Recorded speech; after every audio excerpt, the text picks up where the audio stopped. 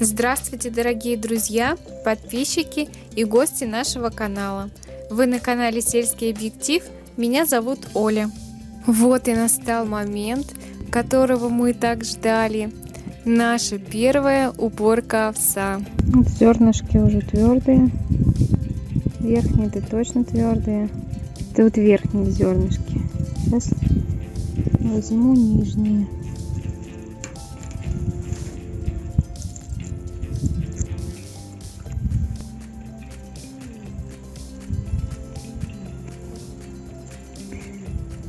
Нижние тоже твердые. Овес поспел. Можно убирать.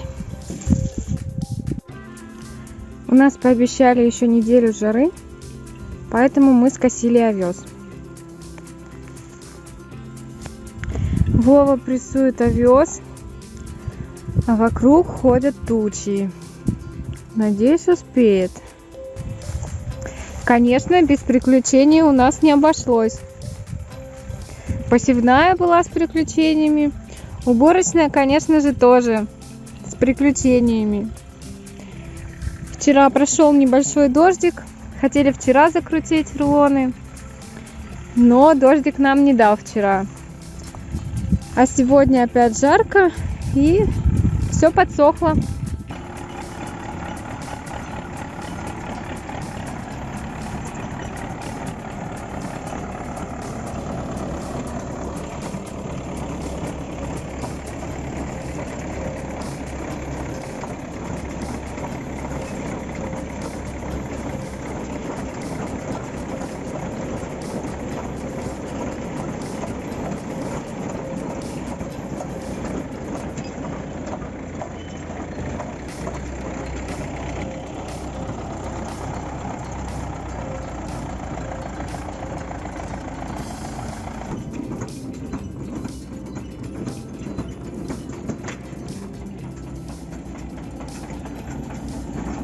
Опачки! Выкатился.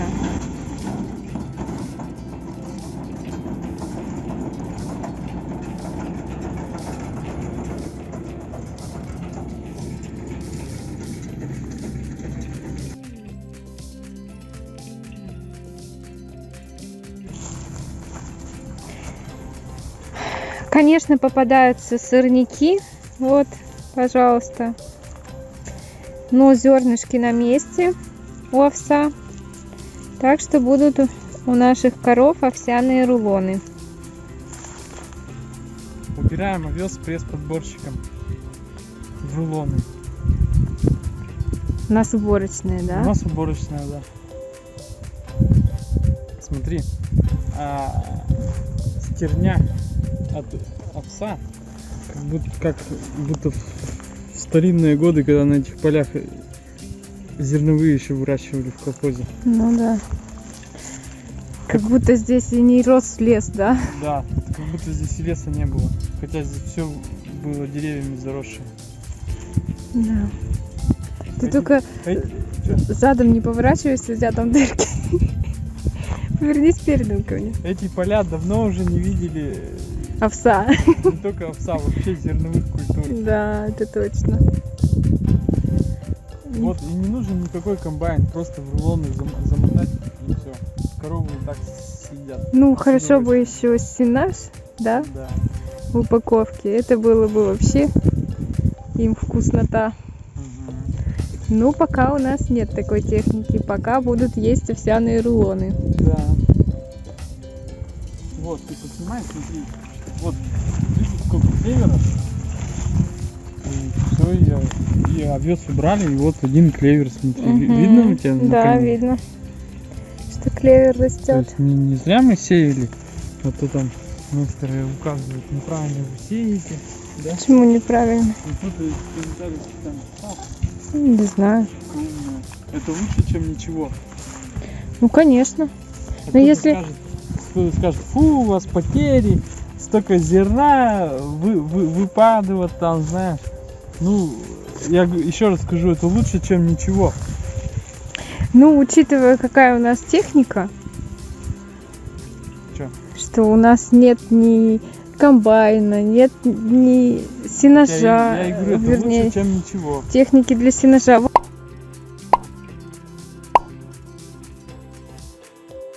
Вот все это. Все эти зернышки тут.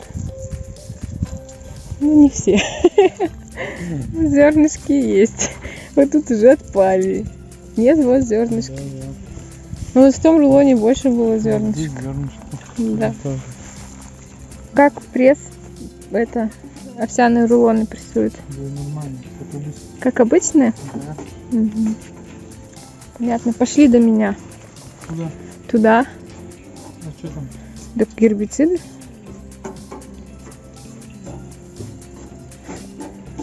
Ты же мне не показал, как на какую кнопку нажимать.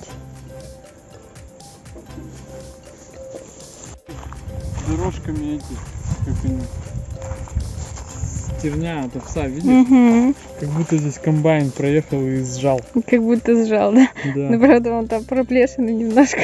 Мгм. Овса. Где? Ну, вон овес растет, не скосился. Почему? А, Вон, не видишь? скошенный? Да.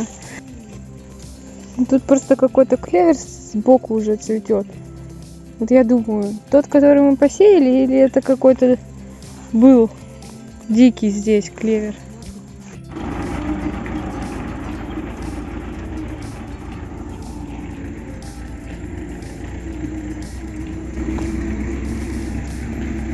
Продолжаем составлять эту скирду. Добавляем овсяные рулоны.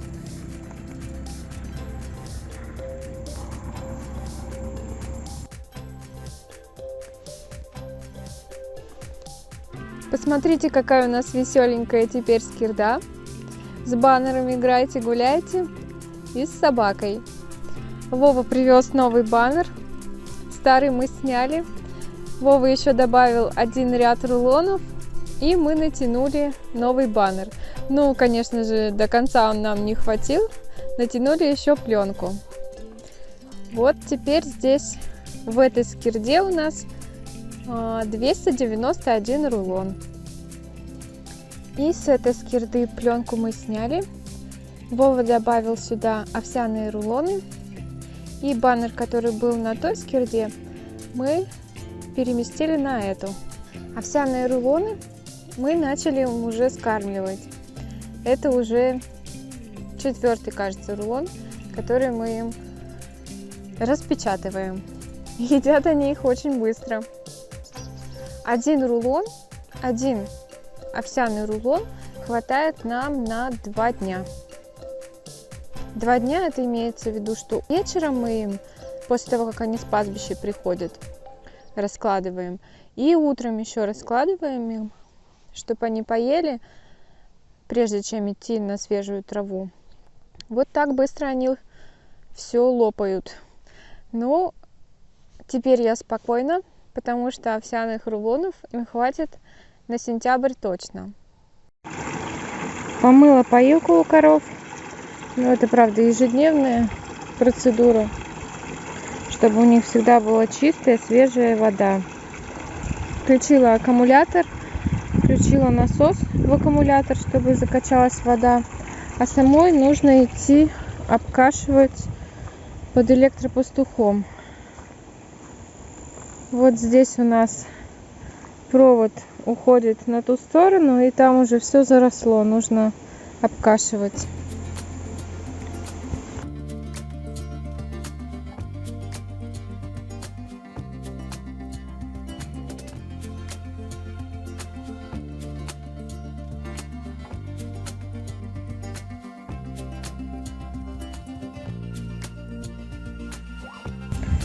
Вот так здесь у нас идет электропастух.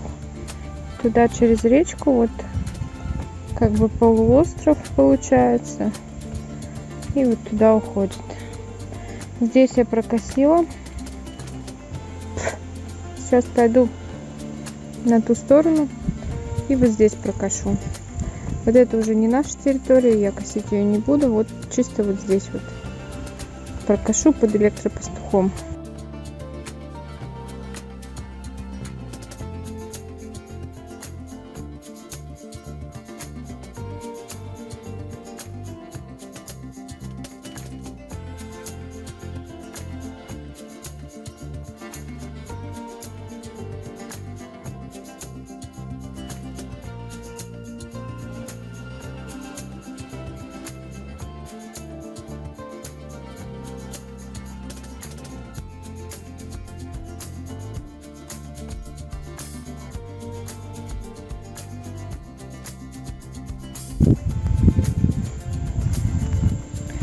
Ну вот так у меня как-то получилось. Прокосила. Тут, правда, нашла другую проблемку. Провисло вот это вот, не знаю, как назвать, дерево. И прямо лежит на электропастухе. Нужно его или подпереть, или электропастух ниже сделать. А так, вроде все обкосило. Вот там вот следы. Вообще эта территория уже у наших, вернее, у бабушкиных соседей, здесь корова ходит. Вот тут следы, она к водопою подходит. Раньше она подходила вот в этом месте. А у нас по тому берегу был электропастух натянут, так чтобы они не могли встретиться носами. Наши коровы и соседская корова.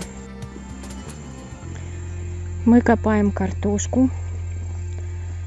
Сначала срезали ботву. У нас сегодня обещали последний сухой день. С завтрашнего дня дожди. Вот уже выкопали часть. Ну, половину-то, наверное, выкопали, да, мам? Больше даже. Ну да, больше. Пожалуй, больше выкопали. Половина. Ну, в общем, надо как-то успевать за сегодня вот это выкопать. А тучи уже ходят со всех сторон.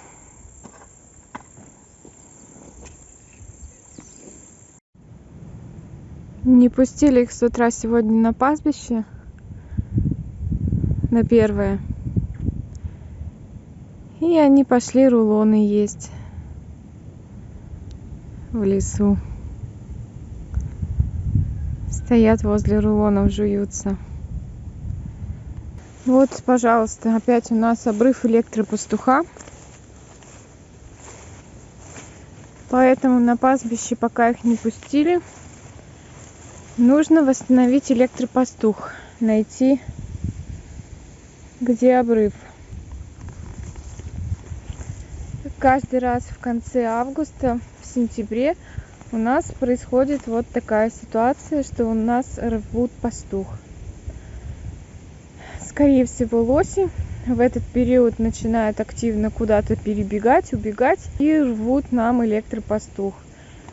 Видимо, придется огораживать вообще полностью со стороны леса, жердями забивать. Потому что то в одном месте рвут, то в другом месте. В прошлом году Вова там подальше загородил жердями, в том месте больше не бегают. Ну, сейчас находят другие места, где пробежать и порвать нам электропастух. Раз, как слышно? Хорошо слышно. Отключай.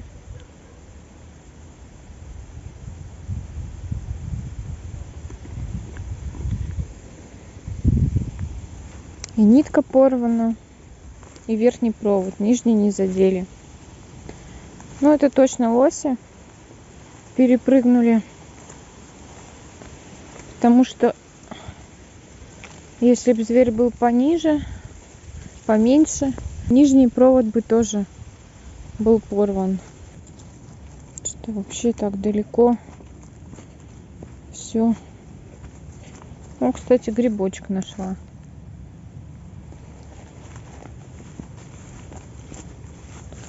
Далеко так этот провод провис.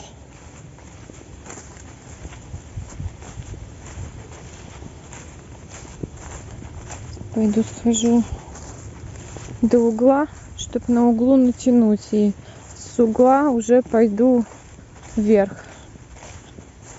Потому что тут просто тоже он на земле лежит. Вообще надо сходить по всей длине электропастух. Посмотреть, может там еще где-то. А нет, вот, видимо, здесь. Видимо, здесь. Ладно, пока отключусь. Нет, у меня сегодня все-таки не обрыв, а вот сломался изолятор. И провод с него слетел. Вот такой изолятор. Вот так он был. И вот эта часть вот сломалась, обломилась. Видимо, там, где нитка порвана, пролетели лоси, перепрыгнули через электропастух, зацепили, видимо, копытом ногой. И здесь не выдержал изолятор, потому что он такой вот маленький, слабенький. В прошлом году мы покупали, нашли подешевле изоляторы, думали точно такие же. Нет, они вот немножко поменьше и, видимо, слабже пластик. Вот он, соответственно, сломался. Сейчас я закручу новый изолятор и натяну провод, вставлю провод в новый изолятор. Убирать я его не буду, потому что сил у меня не хватит его выкрутить. Вова его прям до основания закрутил. А те изоляторы, которые закручивает Вова, я выкрутить не могу. Просто чуть ниже завернула. Сейчас пойду еще проверю по всей длине электропастух. Открыла им пастбище, и все прибежали сразу же на отаву. Правда, отава у них здесь осталось совсем немножко. Еще и неделя не прошла, а они уже почти все выгрызли здесь. Вот опять уже коротенькая травка. Можно сказать, почти нет травы. Вот такие они у нас прожорливые. Надо уже, наверное, пригораживать им поле. Но там травы тоже очень мало. Да, пошла я проверять дальше электропастух. Здесь опять нитка порвана. Сейчас посмотрим, целый ли провод. Ну, на первый взгляд, вроде как целый провод. Но почему-то он как-то странно зацеплен. Здесь была порвана только нитка. Нитку я соединила. Здесь электропастух идет низко, и, видимо, лоси без труда его перепрыгнули. Вот осень у нас всегда здесь, на этом пастбище, начинается веселенькая жизнь. Чуть ли не через день находишь обрывы электропастуха, да еще и не по разу, еще и не в одном месте. Топинамбур мой обгрызли, листочки съели, верхушка только осталась. В прошлый раз Вова ходил, не нашел еще один мой топинамбур. В прошлом году садили мы его с мамой в 4 местах.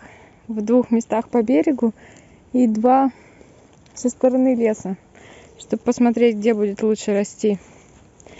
А вообще, я придумала посадить его, чтобы вытеснить вот этот вот сорняк. В комментариях написали, как он называется. Теперь мы знаем его название. Лобазник, если я правильно ставлю ударение. Или таволга еще там было написано. У нас созрела вишня. Первая вишня. Посадили эти вишенки года 2 назад. И вот только первый такой уже значительный для нас урожай. Потому что до этого было только по 1, по 2 вишенки.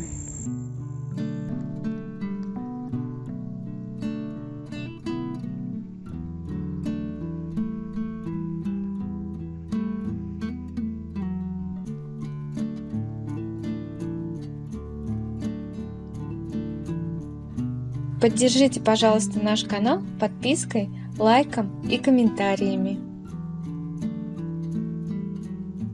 На этом буду заканчивать видео.